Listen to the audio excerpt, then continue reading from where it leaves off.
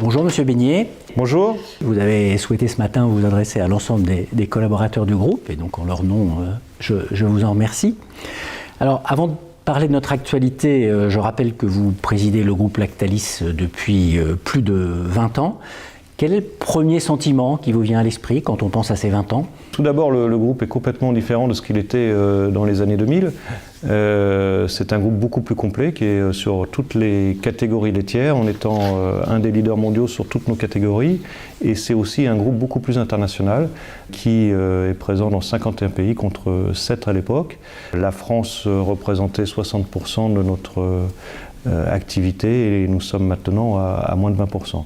Donc le groupe est au moins 6 fois plus gros qu'il ne l'était à l'époque, mais nous avons fait cette croissance tout en gardant nos valeurs sur lesquelles je suis attaché, d'un groupe laitier familial, engagé, ambitieux.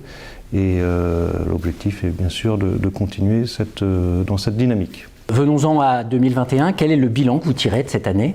Il y a deux choses importantes sur 2021. Tout d'abord, nous avons continué notre croissance et avons intégré 2 nouvelles belles sociétés que sont Kraft pour la partie fromage naturel aux États-Unis et l'Erdammer en Europe. Des sociétés qui viennent d'être intégrées et qui nous ouvrent des perspectives pour 2022.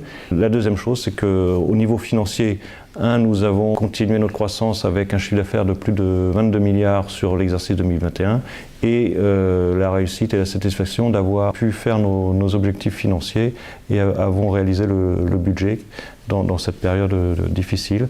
Et donc je voulais féliciter toutes les équipes du groupe pour cette atteinte de cet objectif. Alors revenons sur le départ de Philippe Palazzi. Qu'est-ce que vous pouvez nous dire à ce sujet ? Oui, je voulais d'abord vous dire que c'était un départ qui s'était concerté à 2 et que nous avions décidé sereinement de nous séparer. Nous n'étions pas d'accord sur les grandes orientations stratégiques du groupe et nous avons fait le constat ensemble qu'il était mieux de se séparer. Et je voudrais à la fois remercier Philippe Palazzi pour son engagement durant cette année 2021 et aussi lui souhaiter le meilleur pour la suite de sa carrière. Alors une question que beaucoup se posent, le groupe a beaucoup évolué ces 2 dernières années. Est-ce que vous souhaitez poursuivre les transformations en cours ? Alors c'est une évolution que j'avais souhaitée, j'en avais déjà évoqué les principes il y a plus d'1 an quand j'avais parlé de passer d'un modèle de croissance rentable à une croissance rentable et responsable. Et donc le COMEX a travaillé pour la définition justement de cette évolution vers beaucoup plus de responsabilité du groupe en définissant 3 piliers majeurs autour du carbone, des packaging et du bien-être animal. Des piliers qui ont été présentés au groupe et qui seront largement diffusés à l'ensemble des collaborateurs du groupe dans les semaines et mois à venir. Et donc toute cette transformation est bien évidemment pérenne et va se poursuivre. L'autre transformation de ces dernières années, c'est une plus grande ouverture au monde extérieur.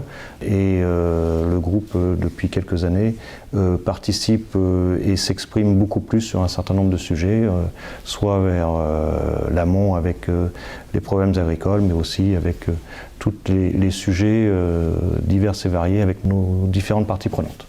Le dernier point aussi, et il faudra que le groupe continue à garder ses valeurs que sont 1, la qualité, et 2, la maîtrise des coûts, la gestion de la performance qui sont et qui restent indispensables dans notre métier. Et donc comment souhaitez-vous maintenant organiser la nouvelle gouvernance du groupe ?